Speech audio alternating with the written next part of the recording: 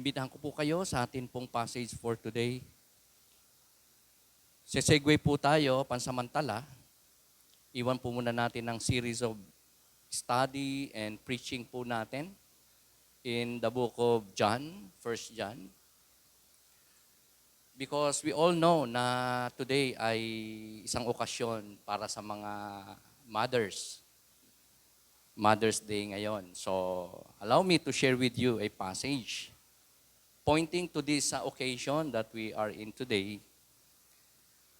In Exodus chapter 1 verses 15 hanggang chapter 2 verse 10. Pangunahan ko po ang pagbasa sa English. Kung naroon na kayo, sundan niyo po ako. Sa Tagalog, ganito po nakasulat. Isang araw, ipinatawag ng paraon sina Sifra at Pua, ang mga komadron ng Hebreyo, at sinabihan ng ganito. Sa pagpapaanak ninyo sa mga Hebreya, patayin ninyo kung lalaki ang sanggol at hayaan ninyong mabuhay kung babae. Ngunit dahil sa takot nila sa Diyos, hindi sinunod ng mga komadron ang utos ng hari. Hindi nila pinapatay ang mga sanggol na lalaki. Dahil dito'y ipinatawag sila ng hari at tinanong, bakit hindi nyo pinapatay ang mga sanggol na lalaking isinisilang ng mga Hebreya? Mangyari po, iba ang mga Hebreya sa mga Ehipsya. Madali po silang manganak, kaya naisilang na ang sanggol pagdating namin, sagot nila. Kaya't patuloy na dumami at lumakas ang mga Israelita. Ang mga komadrona naman ay kinalugdan ng Diyos. Sila'y pinagkaluban niya ng mga sariling pamilya. Iniutos naman ng paraon sa lahat ng kanyang nasasakupan na itapon sa ilog Nilo ang lahat ng lalaking isisilang ng mga Hebreya at hayaan namang mabuhay ang mga babae. Ito ang mapagpalang salita ng atin pong Panginoon. Happy Mother's Day sa bawat isa na kananayan na kasama natin today. Kasama natin ang buong mundo sa mga nagse-celebrate. I assume ng okasyong ito para sa mga ina. Mga ina na nagpapakananay sa kanilang mga anak until now. Kung walang anak pero merong adopted o sino mang kinupkop at nire-raise na parang anak, included ka sa mga nire-recognize ng maraming tao, ng inyong munting lingkod, ng bawat isa sa atin na kumikilala sa mga kananayan.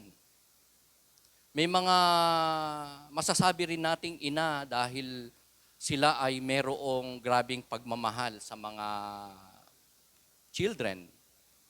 At may malasakit sila. Even yung mga hindi pa nga pinapanganak, concern nila yan. May malasakit sila dyan, minamahal nila. Even so yung mga newly born. Kaya nga, mga kapatid, kung meron ka pang mother na as of now, buhay pa, ay mapalad ka. Dahil magagawa mo pa ang gusto mong gawin sa kanya, masasabi mo, may bibigay mo kung anong gusto mong ibigay, iparana sa iyong buhay na ina. Ang siya ay i-recognize mo, pagpalain mo, alagaan mo din, at itangi habang siya at ikaw ay nabubuhay. Siguro meron ding mga nanay na kamakailan lang naging mother dahil kasisilang lang ng anak, kauna-unahang baby, mga newly mom na tinatawag. Meron namang mga ina na namayapa na, just like me, ulila na po ako, hindi lang sa ina, maging sa ama. And somehow, sa araw na to ng Mother's Day, siguro painful sa ilan o sa maraming tao ang okasyon na to dahil may hindi na sila magagawa sa kanilang ina dahil wala na. Kinuha na ni Lord. And somehow, it gives pain. And kalungkutan sa marami dahil ang kanyang mother ay pumanaw na. Isa na lang yun na pangarap para sa kanya, para sa atin. And ito ay isang masaya sa mga Kristiyano na kaganapan na ang ating ina nasa bosom na ni Lord. Sa iba naman, may kahalong kalungkutan dahil sa pananabik, dahil sa pangungulila, sa mga alaalang iniwan, magagandang alaala iniwan ng ating ina nung sila ay nabubuhay pa. Ngayon, marami ding mga tao ang hindi lang may kalungkutan dahil wala ng mother, kundi sila ay hindi pa mother. Sa kabila ng maraming mga pagsusumikap, unfortunately, hindi pa rin nagiging mother. Wala pa rin anak. Yung iba nga, senior na. Talagang imposible na magkaanak o maging nanay. Though, sinubok nila ang maraming kapamaraanan, desperately tried a lot of means and ways and effort para maging nanay, magkaroon ng anak, but unsuccessful. Kaya may mga kababaihan, married women, walang anak o wala ng mother, minamabuti nila na wag na lang lumabas ng bahay sa araw na to. Kaya nga, in most churches, mga kapatid, I assume, marami po ang mga mothers na baka hindi na lang lumabas. Dahil sa kanila, ang Mother's Day ay naghahatid. May hatid na kalungkutan sa pangungulila sa kanilang mother, sa kawalan ng anak, o kaya ay ito ay nagsisilbing parang kabigatan sa kanila. Kaya minamabuting wag na lang lumabas ng bahay, wag mag-celebrate, wag magsimba, wag mag-outing, wag maglibang, wag maggala. At nananahimik at nagpipirmi na lang sa isang lugar. Dahil may hatid na negatibo sa kanila ang Mother's Day. The topic that I'll be sharing with you today ay pinamagatan ko po na models of mothers. Mga modelo na meron o makikita natin sa mga mothers. In our passage, allow me to share with you 3 different models for mothering in our passage today. Ang mga kalalakihan, men's husband, I challenge you na wag nating isipin na ang preaching ngayon ay para lang sa mga mothers. Because the truth of God in our passage today, i-expound, di-discuss, aaralin ay bagamat referring to mothers, pero those principles na nakapaloob sa ating passage at pagbubulay today ay applicable sa lahat ng tao. So the 3 different models for mothering in our passage, ang una ay walang iba kundi mothering biological ancestry. Sa Exodus 2, 1-4, ganito ang nakasulat. Allow me to read once again in English naman. Now a man of the tribe of Levi married a Levite woman. Yan po yung mother.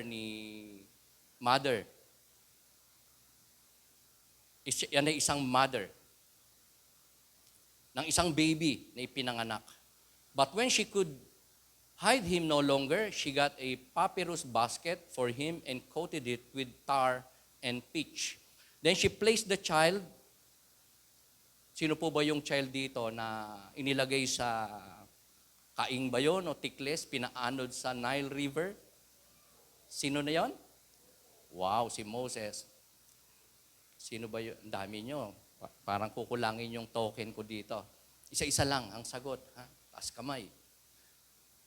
Then she placed the child in it and put it among the reeds along the bank of the Nile River.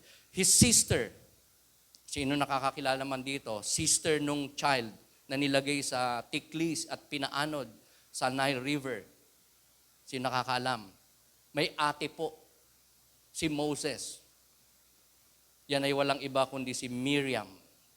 Stood at a distance to see what would happen to him habang pinapaanod nung nanay sa isang basket.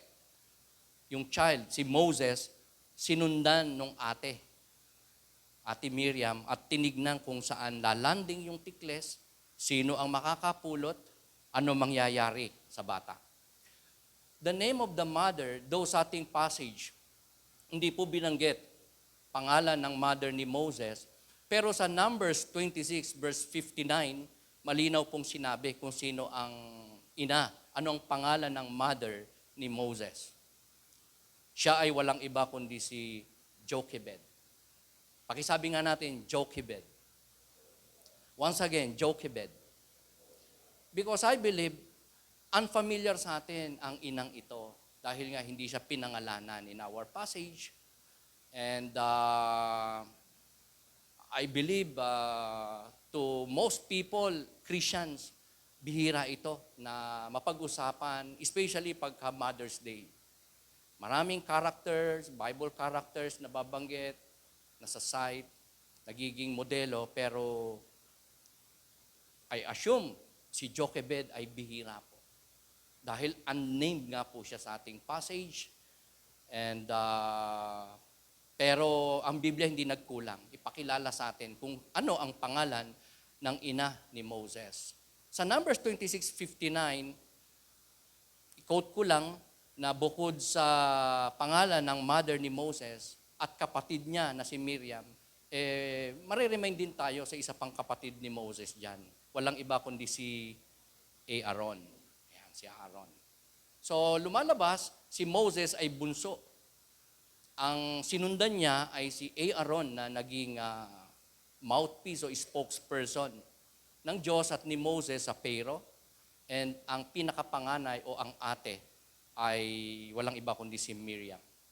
The background ng atin pong passage, mga kapatid, ay sa Egypt kung saan ang mga Israelita, mga Hebreyo nakarating dahil sa famine sa Israel. Naalala nyo pa ba sa panahon ni Joseph na ipinagbili, napunta ng Egypt? To cut that story short, naging prime minister siya doon. And dumating ang panahon na yung kanyang pamilya, kinuha niya, dinala niya sa Egypt para maligtas sa kamatayan dulot ng famine. That was 400 years ang lumipas na ang Pharaoh o ang hari hindi kilala na si Joseph. Hindi na alam ang history. Kaya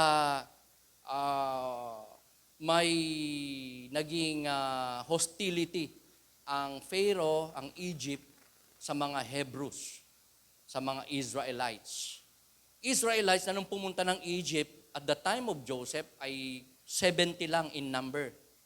Pero sila ay nag-grow sa paglipas ng maraming taon. Ang 600 na to na bilang ay tumutukoy pa lang sa mga fighting men ng Israel at Egypt. Kung naalala nyo, nung lumabas ng Egypt ang mga Israelite, nung tumawid sila sa Red Sea, they were at that time not less than 2 million. 2 to 3 million according to scholars. And sa panahong ito, 600 fighting men pa lang. Laking bilang na. Kaya no wonder ang Pharaoh ay natatakot sa kanila. Kasi baka ma-overpowered na sila ng mga Hebrews. Most of all, baka ang mga Israelites ay kumampi sa kaaway ng Egypt, magkaisa, makipag-alyansa para i-topple down ang Egypt.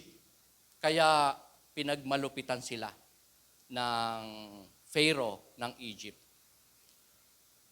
Sa ating passage, malinaw pong binanggit ang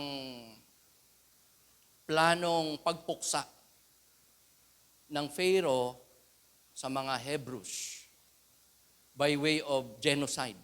Inutusan ng Pharaoh ang lahat ng kanyang mamamayan na lahat ng bagong silang, isisilang ng mga sanggol na lalaki, itapon sa ilog Nile. That's genocide. Pero makikita natin mga kapatid, ang kamay ng Diyos sa kanyang mga plano, sa mga nangyayari, at sa kanyang mga panukala. The providence of God ay makikita natin sa buhay ni Jochebed, mother ni Moses, most of all, sa buhay ni Moses, na itinalaga ng Diyos na maging deliverer ng Israel out of Egypt, and siya yung magiging future na revealer ng batas, law, o Ten Commandments ng ating Panginoon. So, gumawa ng paraan ng Diyos para si Moses ay hindi mapahamak, hindi mapunta kung saan, hindi malunod sa ilog, hindi masila ng buwaya, kundi mapunta siya sa tamang kamay, tamang tao. At ang nangyari pa nga, in our account mga kapatid, is that nung mapulot na ng anak ng Pharaoh, the daughter of Pharaoh, yung baby, si Moses, immediately lumapit agad si Ate Miriam ni Moses at sinabi dun sa daughter ng Pharaoh na, baka gusto nyong ihanap ko kayo ng mag-aalaga dyan. Kasi nakilala ng daughter ng Pharaoh na ang baby ay isang Hebreo. Kasi yun nga ang edict ng kanyang papa, ng king, na lahat ng bagong silang na sanggol na lalaki ng Hebrews ay itapon sa ilog Nile. Sabi ng daughters Pharaoh, sige, hanap ka. At immediately, bit-bit ni Miriam ang kanyang nanay, na nanay din naman ni Moses. Kaya, to cut that story short, mga kapatid, it is God's providence na si Moses ay mapunta sa tamang tao, hindi mapahamak, at ginamit ng Diyos hindi lang ang kanyang ina na si Jochebed, kundi maging si Miriam. As you can see, si Miriam ay naging napaka-apprehensive, assertive, napaka-courageous, nalapitan yung Pharaoh's daughter, mag-alok pa ng solusyon para mapabuti ang kanyang kapatid na sinadya nila na mapunta sa kamay ng anak ng Pharaoh. We believe na sinadya, plano talaga ni Jochebed na itaon na naliligo doon sa Nile River, sa lugar na laging pinaliliguan ng daughter ng Pharaoh, na siya ang makapulot sa kanyang anak na si Moses. Kaya nga, si Moses sa paglipas ng maraming taon, lumabas ang kanyang tunay na kulay, tunay na lahi, tunay na karakter bilang isang Hebreo, bilang isang Israelita at hindi Egyptian. Though, lumaki siya sa palasyo. According to historians, according to scholars, 5 years old nung mapunta si Moses sa palasyo. Inalagaan ni Jochebed, mismong nanay ni Moses, siya ng 5 taon. So sa 5 taon na yan, we could see the providence of God, mga kapatid, the goodness of God, and the good qualities, characteristic of a mother, such as Jochebed, sa buhay ng isang baby, at umabot ng 5 taon sa kanyang bosom, inalagaan, inaruga, tinaguyod, tinuruan. At age of 5, sa Egypt na, tinuruan ng mga kultura, tradisyon, paniniwala, mga learnings, mga knowledge ng Egyptian na in contrary sa teaching, tradition, culture ng Israelites. And yet, sa Exodus 2, verse 11 to 12, lumabas ang tunay na pagkatao ni Moses. Inilabas niya ang kanyang tunay na kulay. Ito'y nung makakita siya ng isang Egyptian na nagmamaltrato sa isang Hebrew. Sinasaktan at gustong patayin ng isang Egyptian ang isang kababayan niya. So, ang ginawa ni Moses, pinagtanggol niya yung kanyang kababayan. Pinatay niya yung Egyptian, ibinaon niya sa buhangin. Mga kapatid, makikita natin ang naging impluensya ng isang mapagmahal, matapang, at mapagmalasakit, caring na ina o naging responsable sa anak na ina na nung maliit pa lang, inakay na sa daan ng Panginoon, tinuruan ng katotohanan, tinuruan about God. At dumating yung panahon sa buhay ni Moses, kanyang ipinamuhay ang mga naituro sa kanya ng kanyang ina bilang isang Hebreyo against an Egyptian na hindi niya kinilalang kalahi, kundi kaaway ng kanilang bansa, lahi, even so, ng kanilang pananampalataya. Ano ba mga accomplishment ni Jochebed bilang ina ni Moses? Siya ay nakapag-raise ng isang anak na so strong, assertive, spiritually attuned sa will of God. At sa plano ng Diyos, yan ay walang iba kundi si Miriam. Dahil nagmalasakit si Miriam sa kanyang kapatid, ang ate ay naging tunay na ate sa isang baby Moses. Nung sabihin niyang, may kilala po ako na pwede mag-alaga sa inyong napulot na sanggol. Wika niya sa Pharaoh's daughter. At may nakahanda talaga siya na parang offer. Kaya mapapansin nating matapang, assertive, at hindi lang attuned with God's will, kundi sa plano ng Diyos sa buhay ng kanyang kapatid. Because nung isilang si Moses, kakaiba siya sa maraming bata. Ibang itsura niya. At may something na special sa batang Moses. That is why iningatan siya ng kanyang ina at sinadyang maipaampon o ang makapulot ay isang tao na may kakayanan para mag-adapt, mangalaga sa kanyang anak. Walang iba kundi ang daughter ng Pharaoh. Si Aaron, pangalawa sa anak ni Jochebed, ay napalaki rin niya ng maayos, na impluwensyahan din ng maayos ni Jochebed. Dahil si Aaron ay naging propeta, naging kauna-unahang priest ng Panginoon sa Israel. At sa kanya nagmula ang lahi ng mga Levita, ng mga priest, ng mga servant ng Panginoon sa templo para sa spiritual matters, ministry ng bansa ng Diyos. And si Moses, the future giver of the law, ay naitaguyod ng maayos.